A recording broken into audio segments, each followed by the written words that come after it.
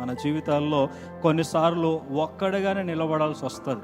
It might be a college, it might be a company అంతా ఒకవైపు అయితే నువ్వు ఒక్కడే ఒకవైపు, లేక నీ ఇంట్లో అందరూ ఒకవైపు అయితే నువ్వు ఒక్కడే ఒకవైపు, లేక నీ సమాజంలో బంధువులు అందరూ ఒకవైపు అయితే నువ్వు ఒక్కడే ఒకవైపు. And that's not an easy task.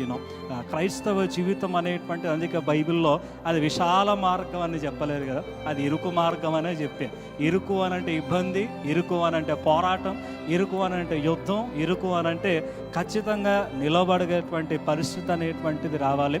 And అక్కడ చెప్పిన మాట ఏంటంటే, జనాలందరి హృదయం కరిగిపోయింది కానీ నేను మాత్రం నిండు మనసుతో నా ప్రభువు మాటను అనుసరించి తిని. ఈ రోజున ప్రశ్న, మీ జీవితంలో మార్పు పొందారు కాలేబు వలె. దేవుడు ఒక స్థితి నుంచి మిమ్మల్ని ఇంకొక స్థితికి తీసుకురావటానికి చూస్తాం.